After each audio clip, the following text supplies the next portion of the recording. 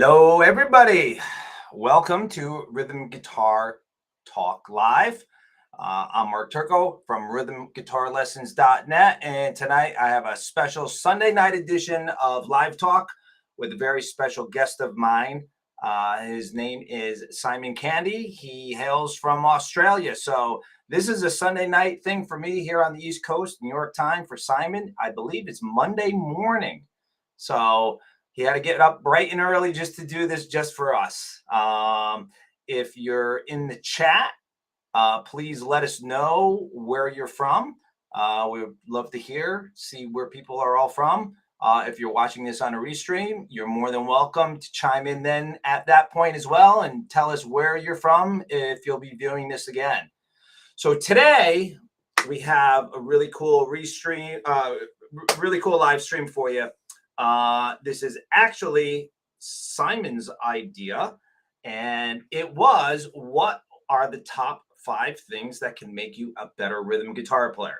So Simon and I decided to both come up with our own list of 5 essential things that'll move the needle faster. And we have not shared our lists with each other. We're going to do that live with you guys right now. And so without further ado, here is my friend, Simon Candy. Simon, Hey, how are you, my friend? how you doing? I'm very, very good. It's good to see you. I saw you a few months ago in the United States. Yes, it was great to be over there and experience a bit of summer because it's Yes. winter here, of course. Yes. And yeah, it was great. It was awesome. And yeah, it is Monday morning here, but it's not too early. What Sometimes time I've is had it? to get up. It's just gone 9 o'clock, so that's pretty good. I mean, it's on the early Reason, side, but it's been 3 or 4 in the morning before, so yeah, it's not too brutal. yeah. That's a reasonable hour. You Yeah, can make a cup of coffee and get halfway through it, and then have to start playing guitar. yeah, yeah, exactly. Get the fingers warmed up. Yeah, that's cool. That's cool. That's cool. Well, I actually really appreciate you coming on and being a guest. Very Well, thanks cool for of having you to me. do that. Excellent idea, by the way. Cool. Yeah, I'll be interested to see, yeah, what we come up with regarding rhythm guitar. Yeah, and here again, this is a rhythm guitar channel, but Hmm. I know that actually all 5 things on my list apply to everything. Yeah, So, yeah, I mean, exactly. Yeah, I was going to say yours probably does too. yeah. So, if you're watching this and you're like, yeah, well, whatever, rhythm is whatever it is. Hmm. Just to let you know, these things can be applied to everything regarding Yeah, guitar. It really doesn't matter what it is. So, yeah. you know, And I mean, most of the time you pick up a guitar, or most of the time you're playing rhythm guitar anyway, right? I mean, for most situations, even if you're the lead guitar player in a band, you're going to be playing a lot of rhythm guitar, and you want to, pretty much do more than just open chords and bar chords, which obviously serve a purpose, but are a bit limiting if that's kind of where it finishes. yeah, I totally agree. I mean, the majority of the time, you do end up playing rhythm guitar. You know what I Yeah. mean? So you might as Hmm. well make the best of it while you're doing that. Yeah. Yeah. Absolutely. Exactly. Exactly. All right. So let's get to the list. Okay. All You right. want to go first with? I'll go first. I'll Okay. go first. And these are in, well, for me, and I think it might be the same for you too. There's no particular order here, right? We're not kind of like this is the most important one. We're just got 5 that we think are most important. Yeah, I think so. I really Yeah. do. I mean, I think that if you follow the order in which I say, it's a logical thing to do. Okay. Cool. But Well, that's good. there is no order. So Yeah. if there was one thing that you seemed most attracted to, by all means do that first.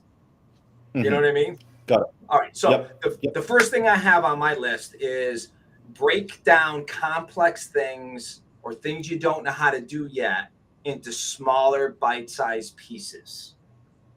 So if it's Hmm. something very complex or new to you, it doesn't even really have to be that complex, but even for me, if I'm learning something that's completely foreign to me, it's it's really not that hard, but for me it is. You know what I mean? Because I've never done it before. You know what I mean? I mean, there's Yeah. hard things, and then there's things you've just never done, and those are hard Mhm. because you've never done them.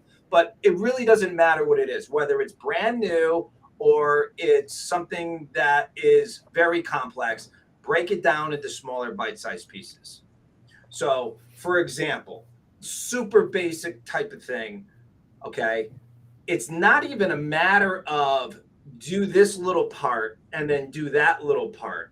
It could be something as simple as focusing on one particular element of what you're doing.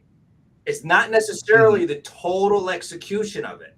It's not, I do this and then I have to go into that. Well, guess what? What is your left hand doing exactly? You know, if you're playing a bar chord around the fifth fret and then you need to play an open chord and your wrist needs to go like this in order to land all of your fingers coming down so they're not touching adjacent strings, well, guess what?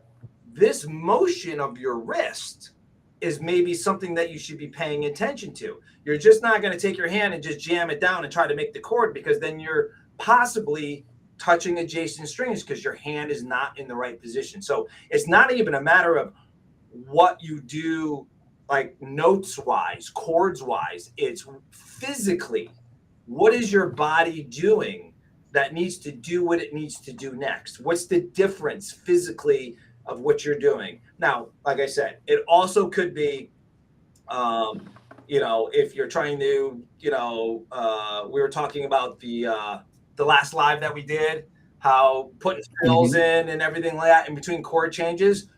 Well, Yep. maybe it is, you just need to be able to practice one thing going into the next. Maybe you need to practice the transition of it. Okay. Mhm. But it doesn't, like I said, it doesn't necessarily have to be the physical aspect of playing guitar. It just could be your own personal mechanics that your body needs to do. Because most of the time, I find that people say, I could do it in isolation, but I can't go from one to the next. It's like, well, that's because you're trying to keep your same posture, the same exact wrist position. So if I said, okay, Mhm. do that in isolation, you would do this. And then do that in isolation, you do that. But you're not doing those things once you transition to the two. So Yep. smaller pieces doesn't necessarily mean the actual notes you're going to play. It could mean just paying attention to details of what your body's supposed to be doing in order to execute. So Yep. that's what I had for number one. Sounds good. All right, let me pick something from my list. I'm going to go with dynamics. So, dynamics are so important. They really are one of the major things that make, are one of those differences between pro versus amateur. We always talk about pro versus amateur, which doesn't necessarily mean, or in my book, doesn't mean, someone who goes out and plays gigs and gets paid versus someone who sits home and plays. It's how you sound when you play in either situation. So dynamics are something that you can pretty much immediately improve and make a difference to your playing with just by being aware of them. So, for example, if we, and there's a few different ways to think about dynamics too. The obvious one is volume. So, are we playing loud? Are we playing soft? Are we playing somewhere in between? Is there dynamic range across the song that we're playing? Because not all things are going to be equal in volume. We're not talking about turning our amp up and down. We're talking about the attack we have on the strings of the guitar, whatever we're doing at the time. And so we've got or we have dynamics within a single bar. Or even a couple of beats. Not everything's going to be equal, and there's different ways that we can work with dynamics. There's lots of things that we can talk about here, but I'll try and keep it kind of a little bit more on point. So, for example, if we're strumming, we don't want to strum everything at the same volume. Because if we were to say record like that and we saw the waveform, it would be just this thick line. and we don't want that. That's just going to be, it's not going to sound good or too musical. It's just going to be all blah, all the one level. We'd rather see these peaks and troughs, if you just think of a typical sort of waveform when we're recording. So if we're strumming, we don't want to necessarily hit all the strings every single strum. We want to hit, depends on the accent of the strumming pattern, depends on, what we want to pop out. So that can depend on what you want or the song that you're playing, but you sometimes will target the lower parts of the strings on certain strums, and sometimes the top strings with your strumming. So you sort of disperse your strumming across the strings as opposed to just hitting all the strings with every down and every upstroke. So there's targeting the strings, there's muting, palm muting on certain parts. That's great for rhythm parts, to get that punch and to get the dynamic there. You hear it a lot in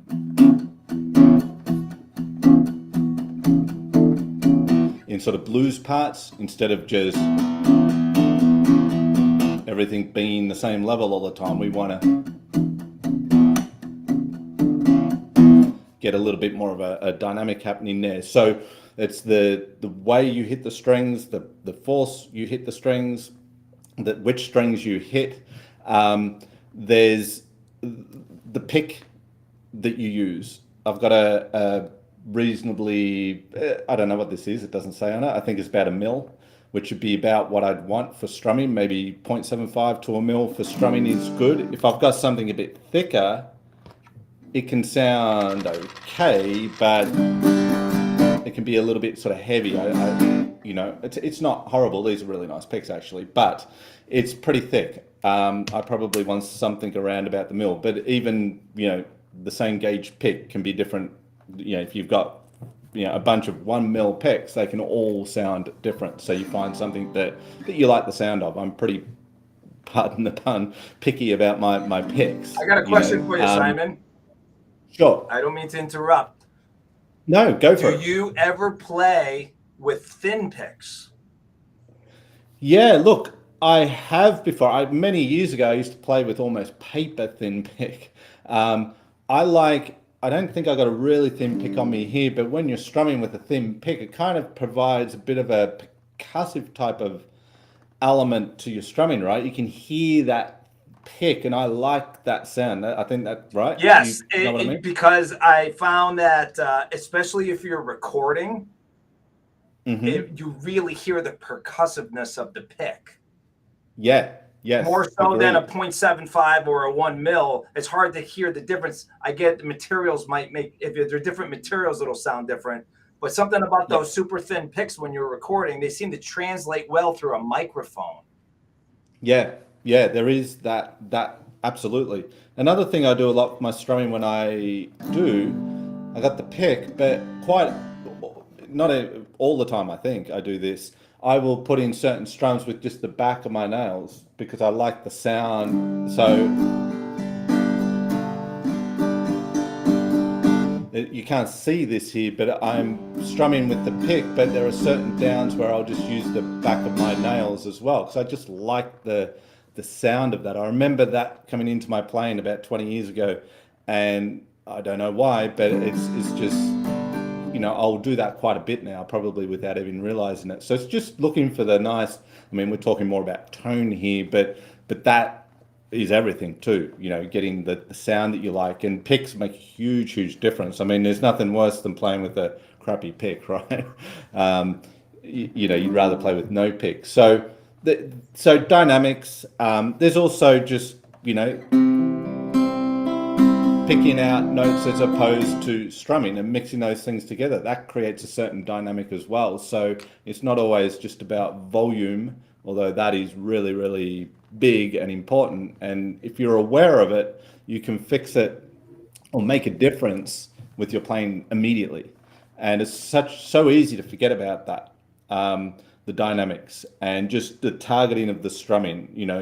Strumming appears to be a pretty basic sort of thing on guitar, and it is essentially, but you see some people just have a great sound strumming. It's just the touch they have. It can really, you can really work on your strumming and get it to sound really good, as opposed to just the basics of it, and pick and dynamics and targeting strings and all that sort of stuff makes a big difference to the sound of your strumming. So dynamics, I think, is really important. And as you say, that's for everything, not just rhythm guitar, but certainly in the context of rhythm guitar, because that's what we're talking about here today. Excellent.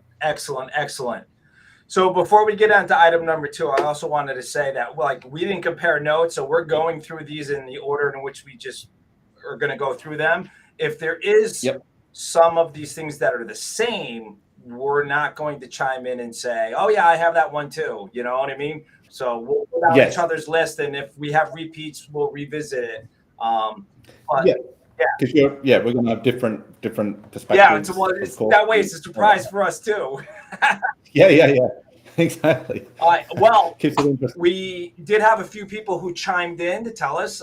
We have Eli from. I misplaced my glasses. I don't know where they went. Eli, let me have a look. Eli from Mark. I can't say that. Macronistan. There you go. And Terry from Auburn, Washington. We got Ray from Arizona. We got Anders. He's in Sweden. And then we got Joe from St. Louis. Welcome, guys. We're really happy to have you here today. Okay, so now here, we'll move on to number 2 for me. Number 2 is an oldie but a goodie. Slow down. Slow down. When you're trying to learn something, slow down. So I don't know if anybody saw my last YouTube video, but this slow down was part of it. And I took the video and I repeated myself saying slow down 3 times. And each time I dropped the pitch of my voice and it slowed the speed down. So it was slow down, slow down, slow down. Most people don't want to do it. It feels like you're not moving fast, but I honestly, it's just not that I believe it in the sense that you should do it. I mean, I practice what I preach, and things happen a lot faster for me if I slow down and take the time to be able to execute it perfectly. That means I really learned how to do it correctly. I truly, really learned how to do it correctly. And then you'll never be able to undo that. I could always go back to playing it super slow and play it perfectly.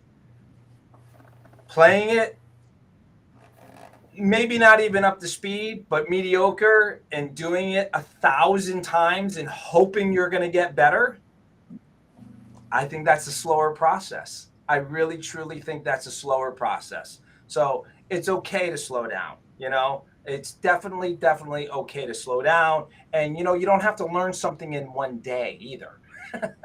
I think that's part of it too. You could work on something for 5 or 10 minutes, especially maybe it's something brand new. It's really foreign to you. Fine.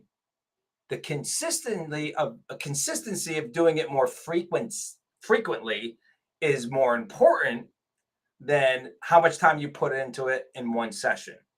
And I truly believe if you go really, really slow and you put it down, and you go really, really slow tomorrow, and then you put it down, and maybe you go back to it a third day, after that, things start to accelerate very rapidly instead of spending months and months and months of practicing it at a medium speed, mediocre, and hoping you're going to get better in 3 or 4 months because you do it 5,000 times. That's my own personal opinion. That's how I get results with all of my guitar playing. What do you think, Simon? Yeah, that's huge. It's having taught guitar for 30 years next year, I think. Whoa. it's the number one thing is, in fact, the two things you said. The first thing about breaking things down into small pieces and the slowing down are the two things that if people follow that, a lot of the issues they have with their playing will disappear because that's root level stuff. Often we focus on issues we're having and we treat symptoms, not causes. Causes are typically going to be you're playing too fast or you're not breaking it down enough into small enough pieces. And I often have said to students, if you think you're playing slow, take that speed you're playing at and halve it, and now you're playing slow enough. Because most will think they're playing slow, and it's like, no. Okay, I can see how you might think that's slow, but halve it. Now you're playing slow. It's so. And look, to be honest, when I practice, I practice what I preach, but it's still something I've got to consciously think and tell myself, slow down, you're playing too fast. I'll catch myself trying to play something too fast because I can almost hear it, I might almost have it, and I just try and, you get caught, you catch yourself, or I do, in a bit of a loop of just trying to get it and not slowing it down. So I'm onto it very quick and I slow it down, but it's still, after all these years, I really have to consciously think about slowing things down. And it's a simple thing to do, but it's not easy because if it was, everyone would do it and guitar would be a whole lot less frustrating. It really would be. I totally agree. And especially the thing that you said where I have to keep reminding myself. Yeah, I do. I do, because like you said, sometimes you pick up something 80% execution fairly quickly. And then it's just like you're trying to do it and you're like, well, this isn't coming together. I mean, and we're like, well, let me slow it down. Yeah. It really has to be a conscious thing. Mm-hmm. Yes. The last 20%, that's true. I've said that a lot to students before. It's like, open chords, almost kind of got them down. You've got 80% of it there. You only got 20% to go, but that often is the most challenging part because you've really got to discipline yourself to slow down. I mean, you got to work on finger efficiency. That's never going to get better going even, medium sort of pace. You got to go super, super, super slow if you want to improve the efficiency of your finger movements. Well, I tell my students there's no such thing as playing too slow. First of all, there's no such thing as playing too slow. And second of all, I tell them, when I tell you to play slow, what I mean is you can actually narrate with words what you're doing. Yeah, yes. Now I'm moving my hand and I'm making a C chord. Now I'm going to strum the C chord. Now I'm picking up my fingers and I'm going to place them down and I'm going to make a D7 chord. And now I'm strumming my D7 chord. While you're doing it, that's slow. Yeah. That's the kind of slow that I'm talking about, that I tell them, like, when I say play slow, that's what I mean. Yes. Yes. That's good. Yeah, exactly. Commentate it and you'll force yourself to play slower because you got to. It takes time for the words to come out of your mouth. Yes. Yeah. So that works really well. Hey, we got Russ from Las Vegas. He just popped on. I want to say hi to Russ. Awesome. All right. So cool. Awesome. What you got for number 2, Simon? Okay. So chord vocabulary. So, we got open chords, of course, and we got bar chords, and they are fantastic. There is nothing wrong with open chords, and there is nothing wrong with bar chords, and you're going to use them a lot, and there's a lot you can do, and you can sound great with that. But that's like so small a part of the overall potential of harmony as far as a guitar is concerned. We're on an instrument that plays chords and notes. That's why it's so cool. It's like a piano. I mean, imagine, you got to think about it beyond open chords and bar chords. And even you don't necessarily have to have open chords and bar chords mastered before you think beyond them either. You could, and that'd be okay, but I'm not talking necessarily about something that is more difficult to do. I'm just talking about expanding on. So there are chords that we could look at that are challenging and might be better to wait on, of course. But if we just look, for example, just to give you an example, if we look at like triads, which are the building blocks of chords, triads are just 3-note chords, we can do a lot. So for example, if I have a little chord vamp, which is, let's say, an A minor to an E chord. So I can use open chords, I could use bar chords. That was major, wasn't it? So A minor to E major. So I could use bar chords, I could use open chords, but I could also use triad shapes. So for example, I have like a little triad. I'll use triads on string set 4-3-2. Okay, so if I play a little A minor triad here on the 4-3-2 string set at the 5th position, I could, there's a voicing, another voicing for an A minor triad. If I want to go to an E triad, there's one right next door to the A minor triad. Those two chords are no more difficult to play than open chords or bar chords. Now, that's I won't go right into all the detail here, just to give you an idea. But if I go up to the next inversion of the A minor on the same string set, and then I go to the E major, I mean, you see how closely they relate too. You get more understanding of the chords as well. Triads really help you understand chords. Open chords, bar chords are kind of like a bit of a snapshot of chords. You can learn them, but you won't necessarily understand chords to the same degree as you do when you start to learn about triads. But that aside, we get another position to play the same little chord vamp. And then I could go up to another inversion of the A minor on string set 4-3-2 again. And right next door, you'll notice there's a common note between the two chords. So it makes for a very easy change. These are little open chord shapes that I'm playing here for the most part. So they are no more difficult than any of the chords you already got. Now, you can get creative with this. And what I like to do a lot of the time is bring in open strings around triad shapes. So, for example, if I was to play this A minor, I might drone the low A string, and often I like to get rid of one of the notes of the triads on the second string, so I'm left with these two, and I also include the top two open strings. So now I've just made something even easier to play, because I'm just using 2 fingers, no barring, and I bring in open strings.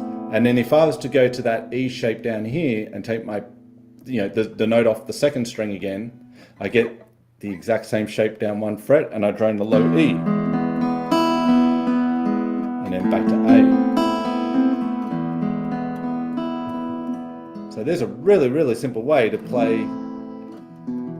This is fine, now we can extend on it. And if I did the same thing with the other shapes, that was the other combination of A minor, E, and we could also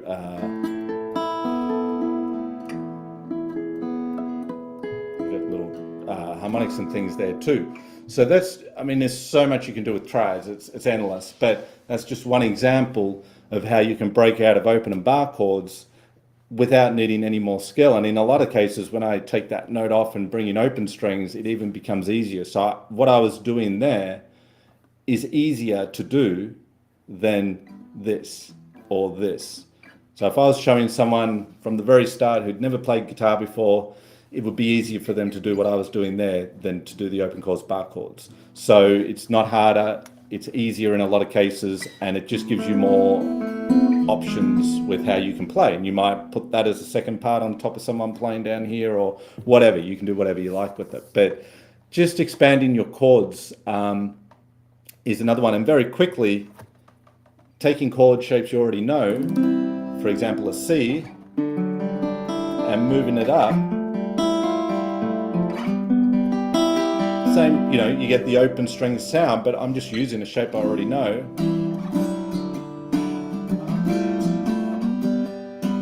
which which can sound really cool. Now, in some places, it might not sound so cool. So, you know, it's going to be, you know, in certain places, it will sound better, but bringing,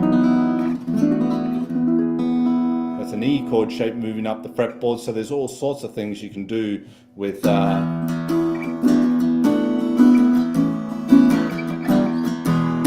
with open chord shapes up and down the fretboard, not even learning a new shape there, right? So that concept's really cool too. So ways you can expand your chord vocab pretty quickly. It can sound really cool, advanced, but is pretty simple to do. So thinking outside open chords and bar chords, as useful as those are going to expand your rhythm guitar playing for sure. Yeah, and by using those open strings, by moving the shapes up, you're actually making really interesting chords. Because you're adding, you know, that high E and the B string to other chords, and you're, you know, creating these chords that if you wrote them out, they'd be like this scary looking thing. You know what I mean? Exactly. You add this and blah, blah, yeah, you know, all that. 13, But you don't need to know that. Yeah. Yeah. But it sounds good. Yes. So really, at the end of the day, it's good to know what you're doing, but you don't be afraid to experiment. Yeah, you can learn what you're doing later. You know, you can use it first before you really understand Totally it. agree. That's for sure. Yeah, make music, and then you can figure out what you're doing later. Yes, yes, exactly. Just remember, music existed first. It wasn't until the music theory nerds came along and said, "Hey, let's try to figure out why this works." That's right. Music theory did not come first. Music came first, and then they said, "Why does that work?" And yeah, they tried to be a reason why it works. Yeah, so exactly. Make your music first. Excellent. Well, thank you very much for that. That was a very, very cool, simple way to expand your chord vocabulary, for sure. Yeah. Okay, so number 3, I have isolate your hands. And what I mean by that is you're going to do whatever you need to do with your left hand without using your right hand at all. That's it. There's no strumming. There's no picking strings. Your strumming hand is going to just be dormant, and all you're going to do is spend 100% of your time focusing on what your fretting hand is going to do. You're just going to be able to either work on your efficiency or your speed, but you're enabling 100% of your bandwidth of your brain to focus on one thing. It takes both hands to play guitar. So we're going to focus just on one. We're not going to even take a little, I don't care if it's the simplest downstroke thing, a fraction of your bandwidth is being allocated to strumming. Let's put 100% into just one hand and focus on that. And now the inverse is true when it comes time to either work on a new strumming pattern or a picking pattern, or especially if you're just new to learning finger picking and you're primarily a guitar pick player and you want to start working on it, allow yourself just to dedicate 100% of your brain just to learning the pattern. Don't even put your hand on the guitar neck, put it on your leg, you know, sit on it if you have to, you know what I mean? I really believe that when you learn those two things in isolation, you're going to know them better on a deeper level, and then it's going to be easier when you put it together. Now, I use the word easier on purpose because it's not like magic. The second you put your right hand and left hand together, it may not be perfect at all, but I believe that it's going to be far ahead. Your progress will be much further ahead than if you try to do both things at the same time, especially if it's two things that aren't, you're not that comfortable with. So get more comfortable with them in isolation. You put them together. Obviously, 100% of your brain's bandwidth isn't going to both places. You only have 100%, but the progress will happen faster. What do you think, Simon? Yeah, definitely. Isolation is really, really important. And you've always got two hands, but often we forget about the right hand, or it depends, right or left-handed. But the focus tends to be on the fretting hand, and we forget about this hand here. And it could be making really big movements unnecessarily. And you just can't give 100% of your focus to two or more things. It's impossible. You'll never be able to do that, no matter how good you get. So you've got to isolate and really focus on a particular thing and forget about the other thing. Even if it's doing whatever it's doing, that's okay, but your focus is going to be on whatever it's going to be on. And then if you can rotate through different aspects of what you're doing when you practice it, sort of like a focus rotation thing, then that's really going to help, rather than just trying to keep across everything at the one time. So absolutely, yeah, for sure. I think your strumming hand is the forgotten child, so to speak. I solve a lot of problems with like, well, we just need to get that hand to be operating more efficiently. It's more of efficiency. There's wasted motion. You're extending way past further than you need to, or the motion is just too large. It's hard to control, things like that. Usually a lot of times, especially when it comes to people trying to arpeggiate chords in some type of picking pattern, there's no efficiency at all. Yeah. And they're trying to do it from their elbow. It's like, no. This is supposed to be fast and efficient. You gotta do this. You know what I mean? Yeah. You can't be doing this with your arm and expect to be accurate. Yeah. So. And I mean, that's going to put a lot of rigidness, if you like, into your strumming too. That too. Yes. Yeah. You won't get the nice. Not only is it inefficient, but it actually doesn't sound really good. Back to your first thing, it's hard to have dynamics. Yes. You know what I mean? Yeah. It's like trying to, fix everything with a hammer. It's not going to work. Yep. Absolutely. So, all right, cool. What you got for number 3? Okay, let me pick something off the list here. So we did a stream on this last time, Mark, but I think rhythm fills and just riffs in general, we think of rhythm guitar and we think about chords and of course, and picking out chords and so forth, but riffs and things come into playing too. I mean, think of all the songs out there that have iconic riffs, for example, that, okay, maybe the lead guitar player plays that, but it's the rhythm part, really. It's still part, for the most part. So rhythm fills. As I said, Mark, we did do a whole stream on this, which you can check out on Mark's channel. Or was that on mine? Maybe it's on my channel. So your channel. There's many, my channel, isn't it? Yeah. Got it. So an example, I think, as we did say in that stream, the pentatonic scale is your friend here. It's going to be great for creating little fills in between chord shapes. So when you're doing this, let's say I take the same chord progression or little vamp that I had before. It was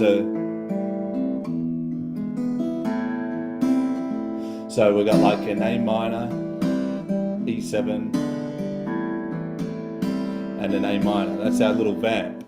So there are pockets. Now, if there's a vocal going, which typically there will be, if we're playing some rhythm guitar, we've probably either got someone soloing or we've got someone singing. So we don't want to just throw things over the top, randomly, because what will inevitably happen is you'll clash with the singer. You'll sort of step on their toes and you won't be very popular. You've got to sort of fit it in between vocal phrases. So let's say there's singing here and then there's a break.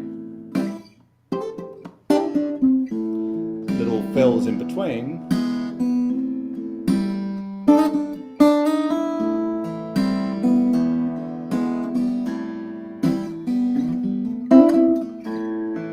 This sort of thing, right? And all I'm doing there is just grabbing little fills from the pentatonic scale. I'm in the key of A minor here, so A minor is where I can grab any little phrase to put in the pocket.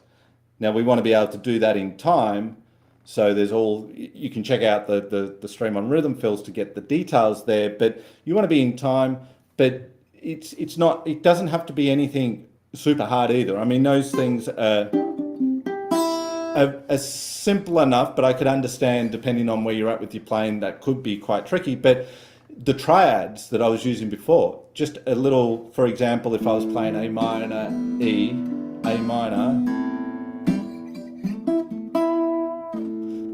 there's a little rhythm fill. I'm just playing 2 notes out of the triad shape. And then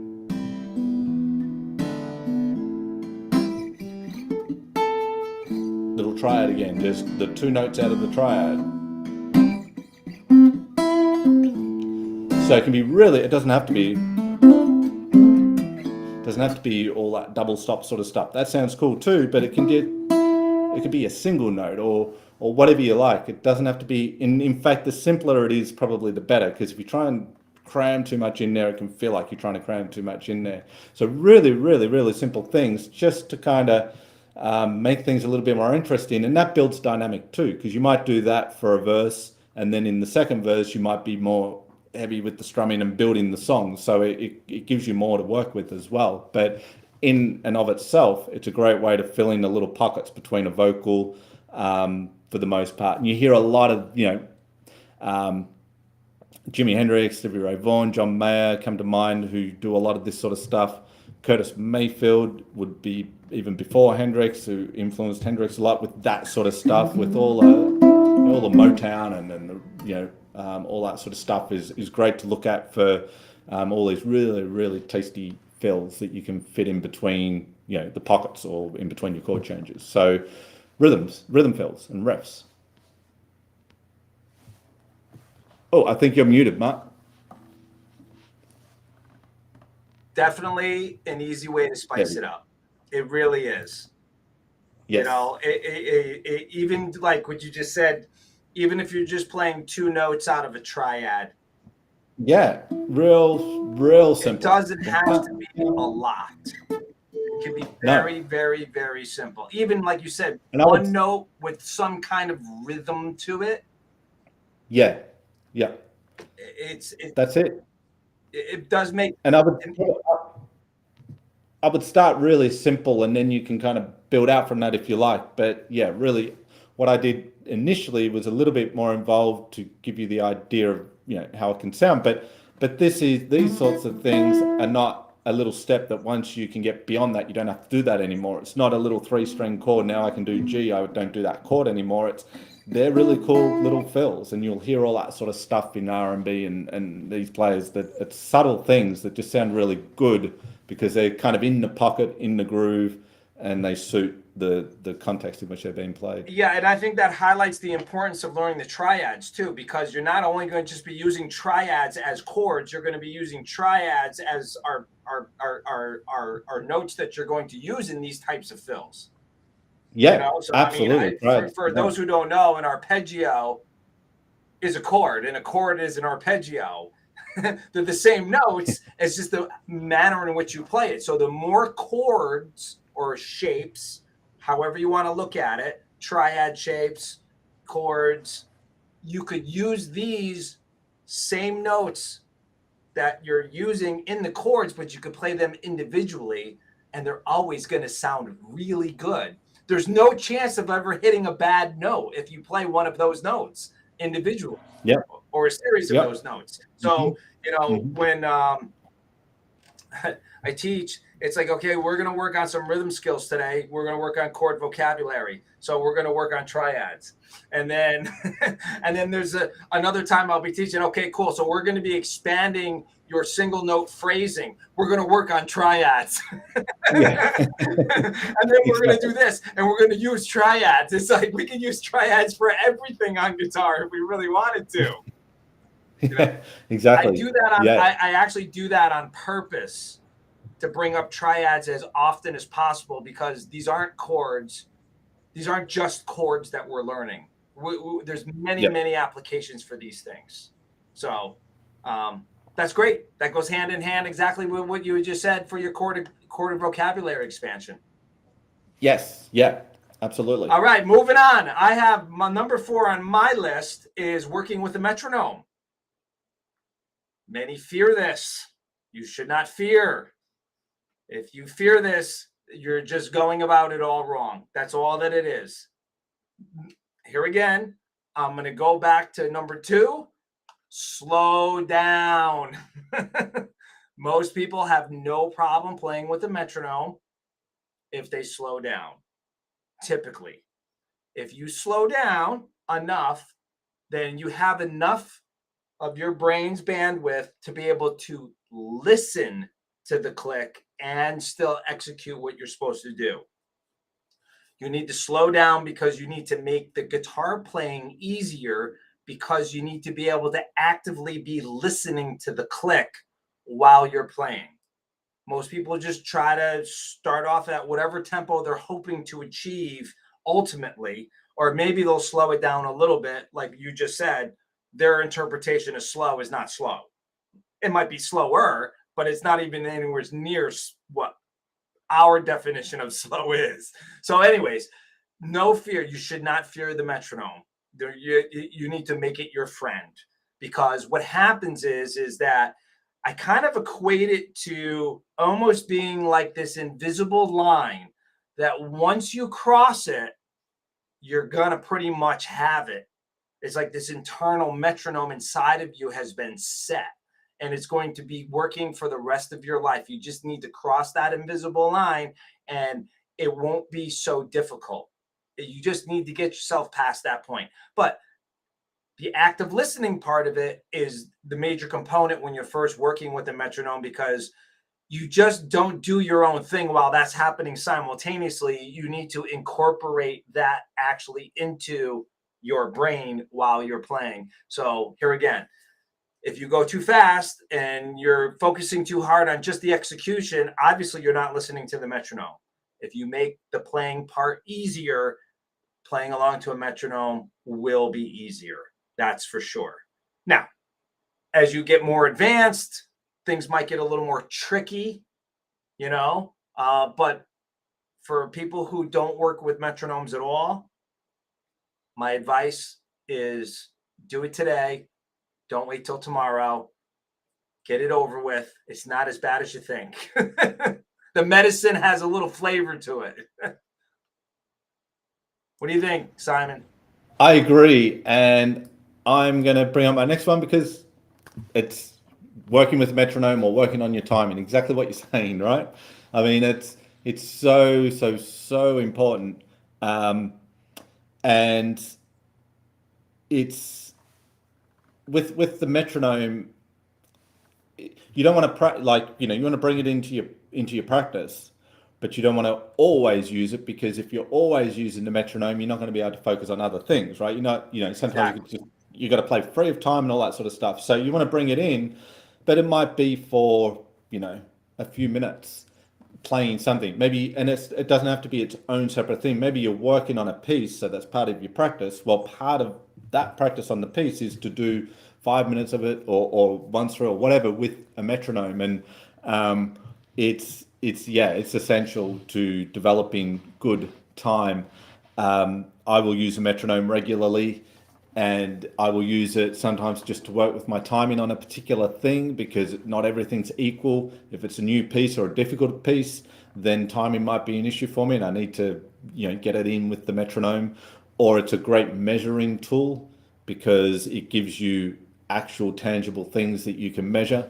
So if you're trying to So it can kind of be used in several ways. You can use it obviously to work with your timing, as we're talking about here, but you can also use it as a tool to measure your progress. So maybe you can play something at 70 beats per minute, but you struggle to play it at 80 beats per minute. So you go and work, you don't want to keep working on it with the metronome. That's not going to help you in that instance. You're going to have to turn that off and go away and work on it with, breaking things down like you were saying, Mark, and all these things, and playing slowly. And then you can come back a few days later or whatever and check.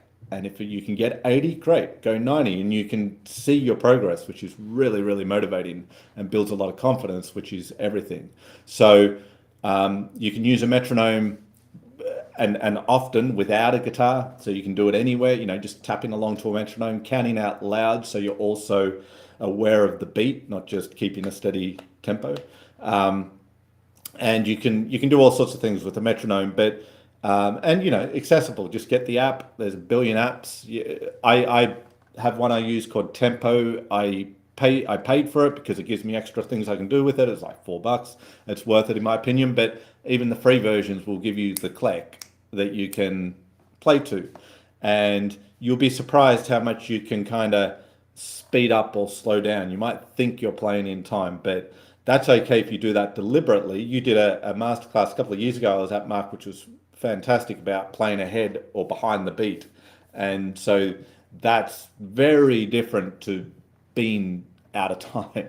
That's purposely doing it. And you'll do that naturally. You'll develop your own sort of groove, and people you play with, different drummers, singers, whoever will, they've got different, they can be a little bit ahead, a little bit behind the beat or whatever. That's a real deliberate thing to create a particular sort of feel or tension or whatever it might be.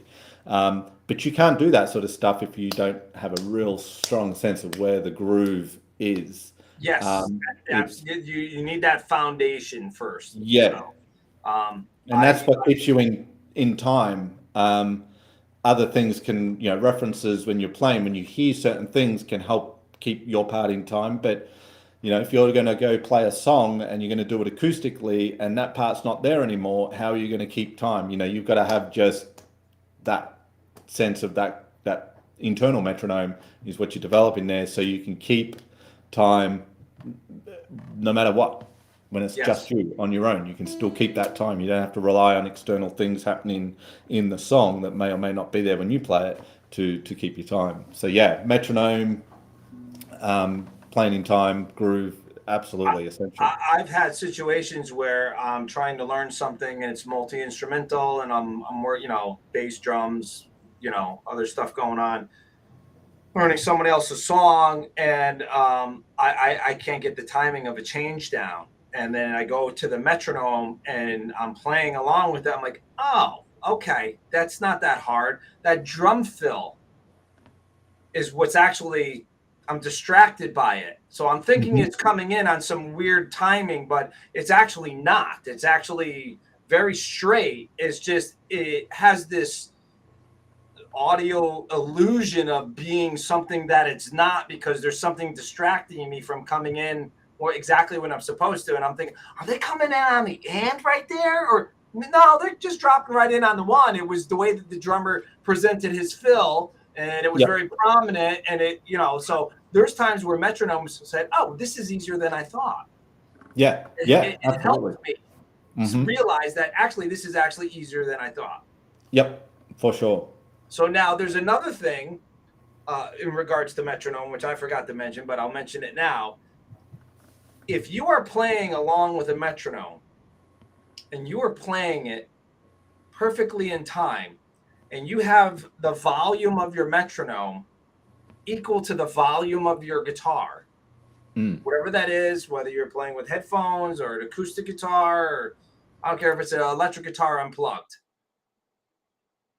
When you don't hear the click anymore because things are happening exactly simultaneously, and for some reason it feels like the click just disappeared, that means you're doing it right.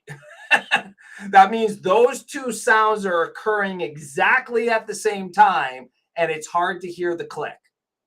So that's one thing that I recommend people do, that you adjust it when you're trying to test how well you are. In the beginning, make the metronome much louder. So then that way it is the prominent thing. But over time, slowly start decreasing the volume of the metronome, so you get to this magical point where the click actually disappears. Now, obviously, you may not be playing something on every single click, but when you play a note, a chord, exactly when that is supposed to happen, and you do it exactly with the click, it's almost like the two sounds cancel each other out if you're right at the right volume.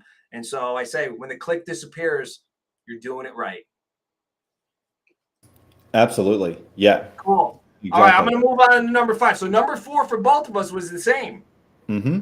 All right, so number 5 for me is, after you've learned something and you know it fairly well and you can execute it at a pretty decent level, start practicing it with your eyes shut. There's going to be 2 things that happen. One is that it's going to stink really bad as soon as you start doing it. It's going to be terrible. Don't worry about it. Get over it. It's okay. Now, if you have to peek and cheat and move your hand to make sure, that's fine. Now, I get it. If you're spanning 10, 12 frets up the fretboard, this may not necessarily be something that you're going to spend a lot of time in. Of course, you could use your eyes if you want to. But for other things, when you're relatively playing in the same location of the neck, start practicing with your eyes shut. When you do this, what you're going to want to do is visualize what is it that your fingers actually look like. Because if you did open your eyes, so that visualization process will help you. There will be some, like I said in the beginning, there will be some kind of maybe feeling around. Don't peek every single time that you make the tiniest mistake either. Try to figure out, how does it feel when I land my fingers correctly? And if you didn't land them correctly, adjust to the best you can. What's going to happen is that you're going to start relying on your sense of feel more than your eyes. And I think that playing by how it feels underneath your fingertips is a much more reliable indicator as to whether you're executing something correctly. So you're going to know it on a deeper level. You're going to be able to do it without looking eventually. Plus, then you'll start relying on a more accurate way of knowing if you played something correctly. Now, two additional benefits to this. One benefit is that if you ever get in a performance situation and you can't hear yourself well, but you still need to play the song, you know what it feels like to play something correctly. What if you can't see well? What if it's dim lighting, or maybe you're on a stage and you got bright lights shining in your face and the glare is so horrible that you still can't see well under those conditions. You know what it feels like to be able to execute something correctly. That's probably the most important thing in those situations. Now, I know for people who play really fast, I don't care if it's rhythm or lead, that they actually rely more on knowing what it feels like to play something, because things are going by so fast. They visually will see a mistake and it registers in their brain after it actually already happens. The sound has already been emitted, and then it's like, oops, that was a mistake, because they're playing so fast. They know when they're executing something correctly because they know how it feels, right? So the secondary benefit to that, to visualizing what your fingers are doing and knowing how it feels and everything, is it also could lead to practicing your guitar without your guitar. So you can actually shut your eyes, and if you visualize with the greatest amount of accuracy how to execute something, you actually are practicing. You don't necessarily always need your guitar. Now, I'm not saying that you'll never need your guitar, but I'm saying you're going to get additional practice time in. It's very similar to really high-level athletes, where you can only be on the basketball court, or you be in the gym or whatever. Physically, your body can't do more than it can do in a day. So it's that mental practicing that makes them at that top level. It actually adds. It actually is valuable. You can practice your guitar without actually having your guitar. So I recently did a gig with a rock band, and I was having a really hard time remembering the arrangements to the songs. And I had performed with this band. The last time we performed was 3 or 4 years ago, and it's pretty much all the same material. So I had to review some of it and everything, but it comes down to playing, 15 songs in a row, practically back to back to back. I was having a hard time remembering some of these arrangements.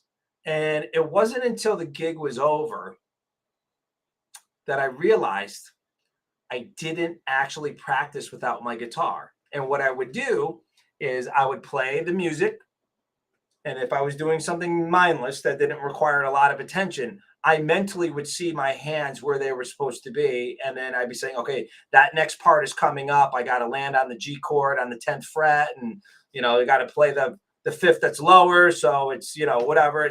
And like I would do that.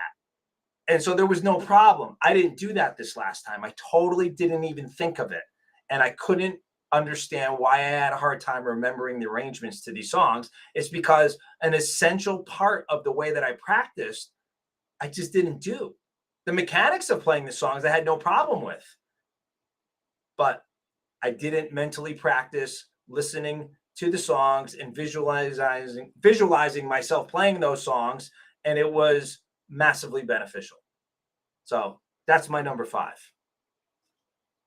Awesome. That's great. Yeah, definitely. There's so much you can do away from the guitar. And even, often if I'm learning songs, I will, put them in a playlist and have them playing throughout the day, whatever I might be doing, not the whole day, but even if you're not fully focused on it, it's just, a lot of the time, a lot of songs, depending on the level, but a lot of songs I can learn quite quick if they're, a simple sort of song.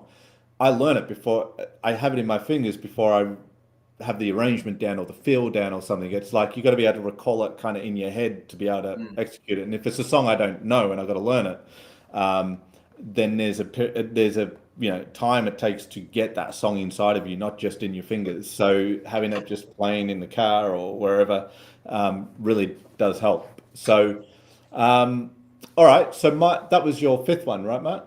That was number 5. Do I have one more? Yeah, I've got, okay.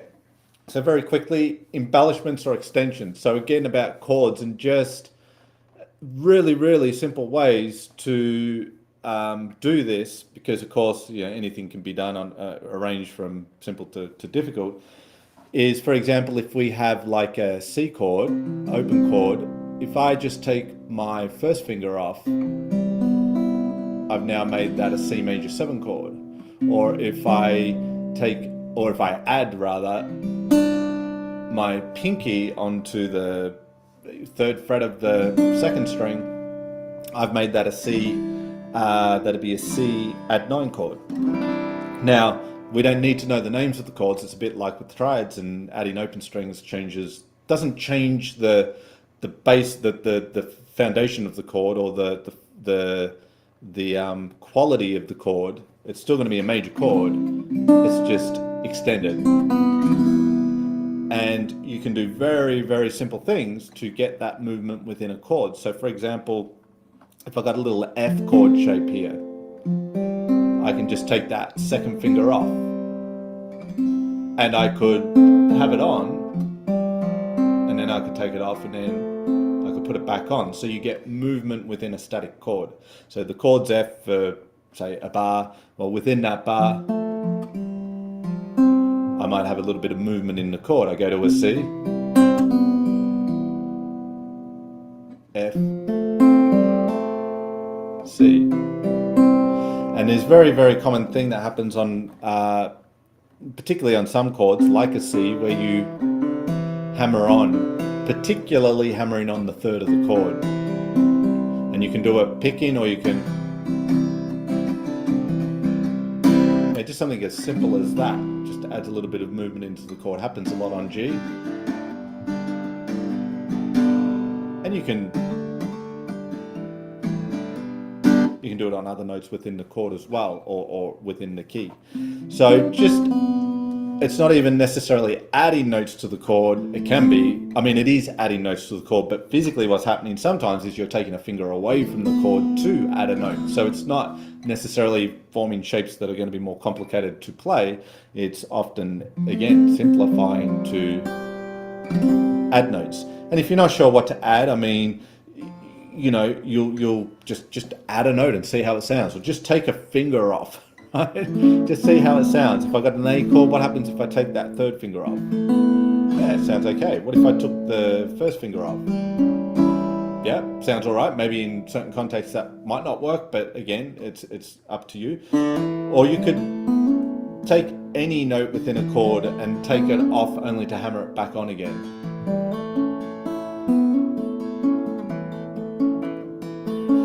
all sorts of things that you can do, very simple things. I'm overdoing it there, but that make a difference. So instead of, for example, playing a chord progression that might be C, F, G, say A minor, you can do the same.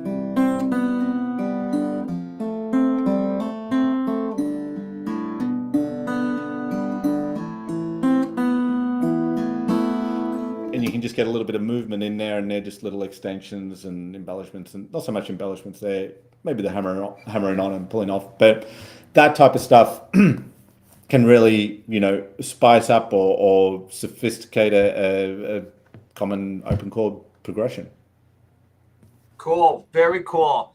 Well, we only really had one thing in common. So that means it's actually 9 things that can move the needle on your playing and not 5. But I noticed we both had the timing, which probably underlines how important that is, right? Yes. That's really going to hold everything together. Without it, you're kind of in free fall. Timing and rhythm is the most important thing, really. Without it, you don't really have music, but you can have music with just rhythm, Yeah, I mean, if there was going to be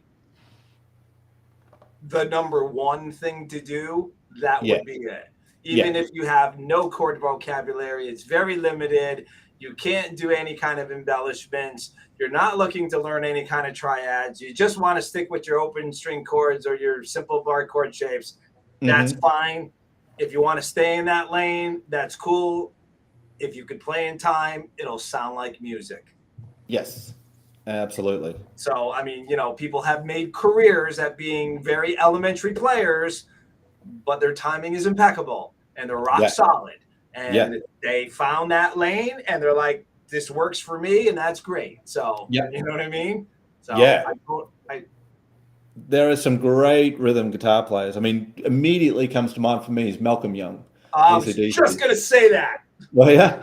I mean, could you get better than that? And I mean, you look at him playing. We're not talking Angus Young here, Malcolm Young, right? Rhythm. I know you know that, but it's incredibly difficult to be that rock solid. That is not easy.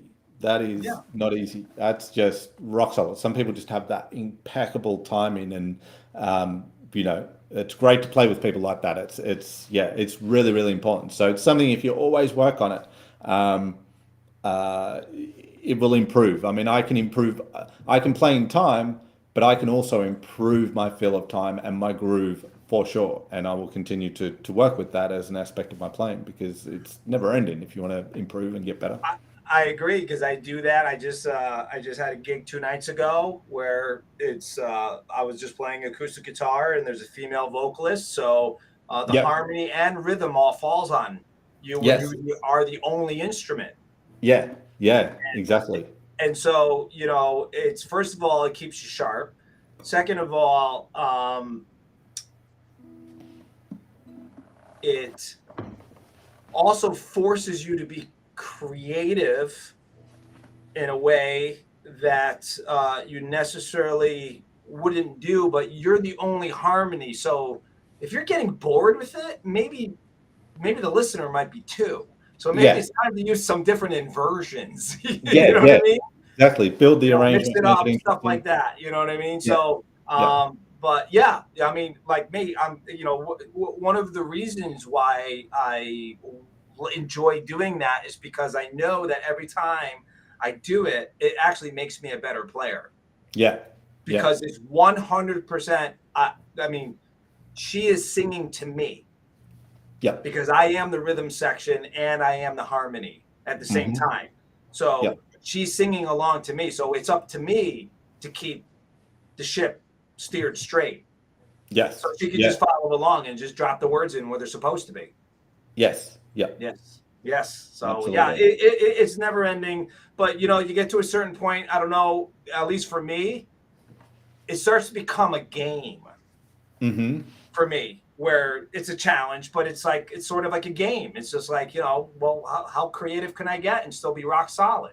You know what I mean? Yeah.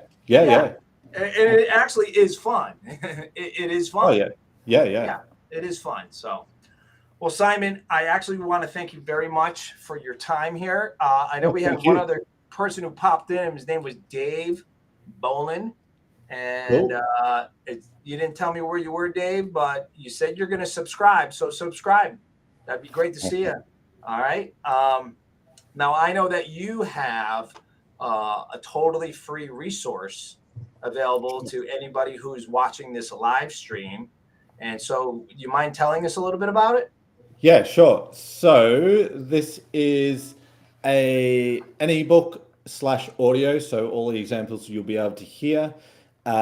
It's basically taking one chord progression, a common chord progression, and and showing you 5 different ways you could approach it. So very much related to kind of some of the things I was doing here, not everything, but it says, I can't remember the exact chord progression, but it's some combination of the 1-5-6-4 chord progression you're going to hear in so many songs.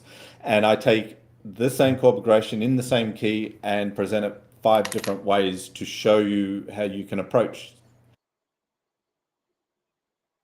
So each example is recorded, there's audio so you can hear it, it's broken down, and even if you just got one idea from this and implemented it into your playing, then that'd be a win for sure. Certainly not necessarily saying you've got to get everything down that's in that book.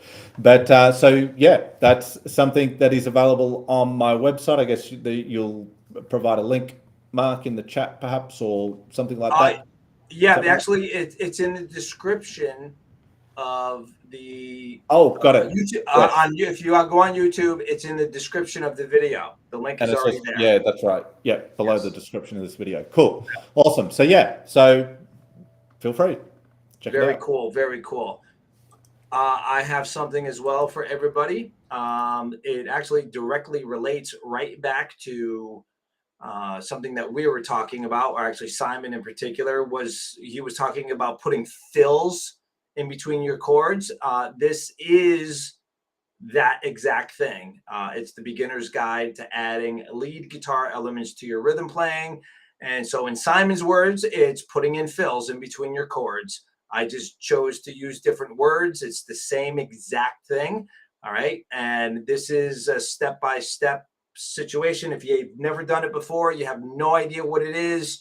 If you get this ebook, it'll definitely walk you right through it. Super beginner level stuff, tablature, audio examples of what they're supposed to sound like. It'll give you the foundation of what you need. Simon, in particular, talked about just playing simply the minor pentatonic scale. That's exactly where I grabbed things from. We went to the easiest common denominator. And so it's going to get you up and running, and it's actually a lot easier than you may have thought. So you can go to rhythmguitarlessons.net/PRO, and you can download that for free. Well, Simon, I want to thank you very much for coming on. It was a very cool live stream. Awesome. Thank you for having me, Mark. It's great. It's always a good time with you. You know what I mean? Awesome. We have fun. Yep. You know what I mean? That's right. Absolutely. Your playing is excellent as always. Always love to hear you play as well. Thanks, man. So I don't know when we're going to do this again. I know that we will be doing it again soon, but I don't know dates or anything like that. Whether I'll be a guest on your channel or you're going to be a guest here again, it doesn't really matter. It's always a good time. I hope that everybody here watching got some good stuff out of it. I think it was some good stuff. Absolutely. Awesome. Thank you, Mark. Thank you for having me. And thank you, everyone, for watching. Thanks for everyone for watching. Remember, always have fun with your guitar. We'll see you guys next time.